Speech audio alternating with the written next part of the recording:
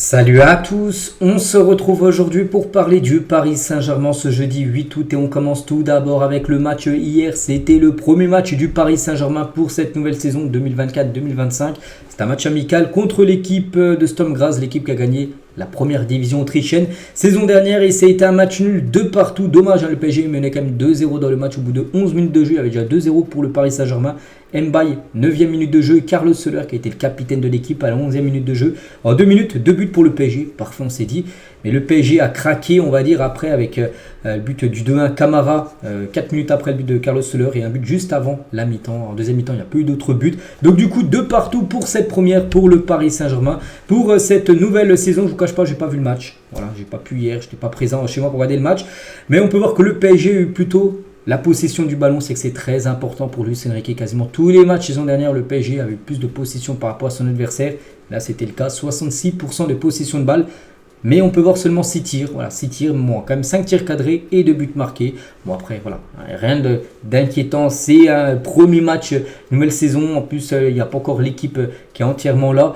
Bien évidemment, il n'y a rien d'inquiétant. De toute façon, que ce soit victoire, nul ou défaite. C'est pareil, hein, c'est un match amical. Mais voilà, les premières indications qu'on peut ressortir de cette rencontre, hein, avec bien évidemment cette petite remontada qu'a pris le PSG, mais rien de grave. Et surtout le 11 de départ pour cette première. Donc tout d'abord, le nouveau gardien Safonov a été titulaire. Donnarumma n'était pas là, donc c'est Safonov, le gardien russe, qui a gaulé. Donc il y avait des joueurs cadres, hein, comme par exemple Kolo Muani, même bon, c'est pas non plus un titulaire, ça reste quand même quelqu'un d'important en équipe première. Gonzalo Ramos, il y avait également Beraldo, même Skriniar. Donc il y avait des jeunes joueurs comme Zagué, El Hanash, hein, ou Mbaye qui a également commencé titulaire. Donc voilà, en attendant tout le monde, en attendant par exemple les Barcola, les Zeremri, les autres joueurs, un Donnarumma, tout ça qui n'était même pas présent hier sur la feuille de match, un Donnarumma. Donc voilà le premier 11 hein, qu'il a pu mettre. Hein. À quelques jours du retour de la Ligue 1, le retour de la Ligue 1 c'est dans 8 jours. Donc voilà, concernant ce 11, voilà, si on le met sur une compo, ça ressemble à ça. Et Carlito, capitaine et buteur aujourd'hui, hein, félicitations, est-ce que ce serait une belle saison pour lui, une saison de la relance pour Carlos Soler? Bon, pas sûr, hein, c'est pas qu'il est le brassard de capitaine qui restera, enfin je pense pas qu'il va rester, je pense qu'un accord sera trouvé avec un autre club et qui sera vendu avant la fin du mercato, mais hier c'est lui qui avait le brassard de capitaine. Lors de cette rencontre, petite photo de Safonov, le gardien russe, hein, lors de son premier match du côté de Paris. Quelques autres photos, Moscardo qui est rentré en cours de jeu, jeune milieu de terrain, il a pu jouer quelques minutes aussi parce qu'il y a eu pas mal de changements, tu fais le nombre de changements que tu veux. Regardez-moi tous ces joueurs, Moscardo, Zeremri, Cherendou et João Neves, il a joué ses premières minutes avec l'équipe, donc il est rentré en seconde période, donc le numéro 87 c'est officiel, hein, ça sera ça son numéro de maillot. Donc voilà les premiers pas déjà de João Neves, il a signé quand officiellement, c'est avant-hier, il a déjà participé à son premier match avec le PSG, déjà hier hein, pour ce match amical. Et João Neves sur son compte Instagram à la fin du match, hein, il a publié une photo de lui en mettant PSG avec le cœur rouge et le cœur bleu, les couleurs bien sûr parisiennes. On va parler aussi du jeune Mbaye, hein, ce jeune joueur qui a un contrat jusqu'en 2026. Ses premiers matchs, premier tir et premier but hein, pour Ibrahim Mbaye, ce jeune joueur de 16 ans qui a été titulaire pour cette rencontre. Et le PSG croit énormément en ce joueur. Ibrahim Mbaye est considéré comme un des plus grands prometteurs de sa génération au sein de la formation parisienne, le centre de formation actuellement du PSG. Et c'est l'un des plus gros cracks. Et l'idée de la direction est de lui faire signer son premier contrat professionnel avec le PSG parce qu'il a un contrat 2026, mais c'est pas un contrat pro, c'est un contrat, on appelle ça les contrats aspirants, c'est les contrats jeunes en gros, mais rien de professionnel encore. Et en gros, le PSG, à l'image peut-être de Mailleux, à l'image de Zeremri qui a officiellement aussi signé son premier contrat pro le 8 mars dernier lors de son anniversaire quand il avait 18 ans, bah, lui pourrait également signer son premier contrat pro parce que c'est un joueur que le PSG souhaite garder et surtout pour éviter des joueurs comme à l'époque les Kouassi, les Kingsley Coman, tous ces jeunes joueurs hein, du côté du PSG qui n'ont pas signé leur premier contrat pro et du coup qui sont partis à l'étranger. C'est pour ça qu'ils souhaitent absolument garder ce joueur parce que c'est un sacré crack du centre de formation et il faut le garder. C'est pour ça qu'un premier contrat pro devrait lui être proposé là d'ici quelques jours, quelques semaines. Bon, j'ai pas la date exacte, mais ça c'est plutôt une bonne nouvelle de conserver ses meilleurs joueurs du centre de formation. Kolo Muani qui a titulaire hier, qu'est-ce qu'il a pu dire? Le coach m'a proposé de jouer et j'ai accepté parce que je me sens bien et que j'avais envie de reprendre. Voilà, hein, parce que ça aurait pu être trop tôt, hein, parce qu'il a repris l'entraînement seulement lundi. Puis il lui a demandé est-ce que tu es prêt à jouer, est-ce que tu te sens capable de jouer? Oui, donc il a mis directement titulaire pour cette rencontre. A noter les gars que dans ce match, Lucas Beraldo, il a joué, commencé titulaire, il est sorti sur blessure, ça c'est pas une bonne nouvelle. On peut le voir même qu'il est parti au vestiaire, il est ressorti avec des béquilles. béquille. On se dit, oula, qu'est-ce qui se passe avec Beraldo? On ne sait pas. Voilà, donc béquillé, je pense que ça se dit voilà, sur Beraldo. Et Beraldo ne suscitait pas de grande inquiétude au sein du staff. Pour eux, pour le staff médical, c'est pas une grosse blessure, heureusement. Hein. Bon, il pourrait quand même être préservé en vue du second match amical, parce qu'après-demain, il y a un autre match amical contre le RB Leipzig. Il devrait se tester aujourd'hui à l'entraînement pour voir vraiment si, comment ça va sa blessure. Et ouais, il devrait être forfait pour le match là. De toute façon, il n'y a pas d'enjeu bien sûr ce match contre Leipzig après-demain. Ce match amical, le dernier match amical avant le premier match officiel qui sera la semaine prochaine. Luis Enrique, quelques déclarations aussi de sa part. Il s'agit des premières minutes de match contre un adversaire qui a déjà commencé son championnat. Bon, je ne sais même pas que Sturm Graz a déjà commencé le championnat autrichien. Bref, et nous avons eu beaucoup de joueurs qui jouent leurs premières minutes. Donc voilà pourquoi il dit que ça a été une première compliquée, comme c'est le cas à chaque fois. Hein. Ce soir, il y a eu un peu de tout, des bons moments, des bonnes actions, mais il est clair qu'il y a encore un long chemin à parcourir pour trouver la forme optimale. Il est encore très loin de ce qu'il veut. Bon, après, c'est la pré-saison, c'est pour ça. Et déjà, moi, je trouve ça quand même dommage que le PSG joue son premier match de pré-saison un 7 août, hein, hier, alors qu'il y a des équipes, j'ai dit qu'on joue leur premier match, c'était quasiment le 25 juillet, il y a à peu près 2-3 semaines pour certaines équipes, des équipes anglaises qui sont déjà à 4-5 matchs de préparation. Le PSG, seulement un match.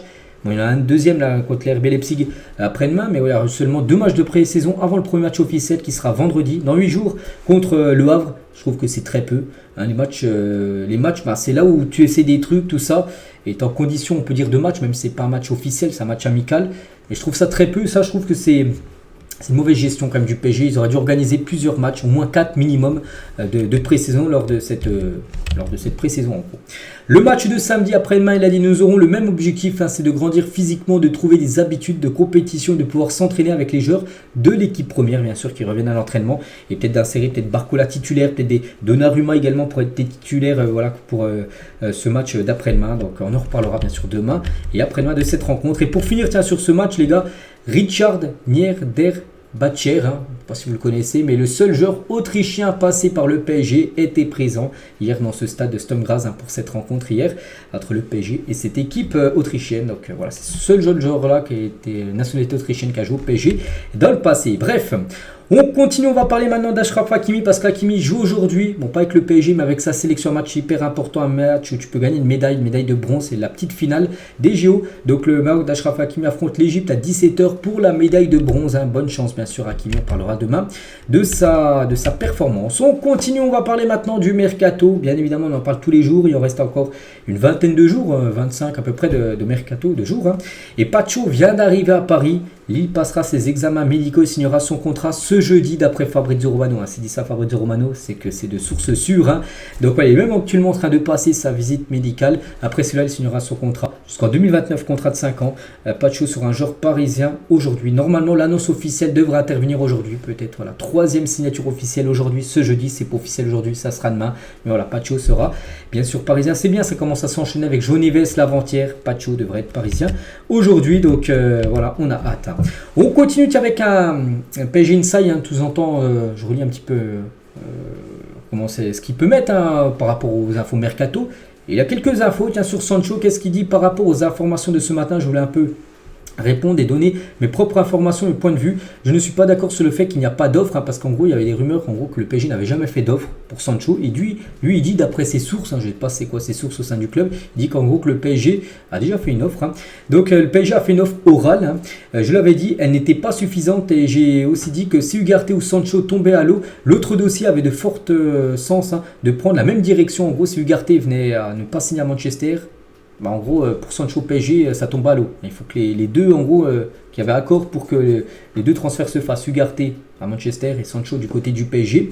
Donc il a dit, maintenant reste à savoir si une offre formulée et écrite parviendra au club anglais à un moment ou l'autre. Hein, le PSG Central passera à un autre dossier. Le joueur est intéressé par le PSG. Donc voilà, il dit que Sancho veut venir, tout ça. Mais pour l'instant, lui dit que le PSG a déjà fait une offre orale à Manchester.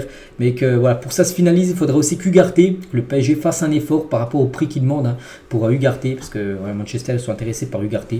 Voilà, pour l'instant, on n'en sait toujours pas plus concernant Sancho. Hein. Concernant Désiré Doué, c'est pareil, je ne change pas de direction. Une décision sera faite après les JO. La finale, c'est demain. Donc tout pourrait s'accélérer dès ce week-end. Aux dernières nouvelles, il aurait pris sa décision, mais elle ne sera dévoilée qu'après la finale.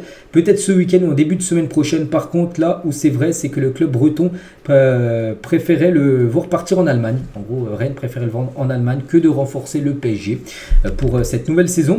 Gyökeres, donc pas d'Alvarez. Hein. Alvarez, on sait, il va signer du côté de l'Atlético. Donc Osimhen, ça va être difficile. Alors Paris pourrait reprendre le dossier Gyökeres, un attaquant suédois de l'équipe du Sporting. Bon, vous connaissez qui c'est. Luis Enrique veut un autre attaquant, un vrai buteur. Le PSG avait refusé de payer la clause libératoire dans son intégralité lors d'un rendez-vous avec le Sporting fin mai. Il se peut que Paris propose un arrangement au Sporting cette fois-ci. Le Suédois se plaît dans son club, il est aussi conscient qu'il veut réaliser un de ses rêves. Il devra jouer dans un club qui donnera les moyens et Paris pour être l'heureux élu. Hein, voilà, parce que Sporting c'est une belle équipe bien sûr. Et le PSG c'est quand même un cran, largement un cran au-dessus bien sûr du Sporting. Donc voilà, s'il veut...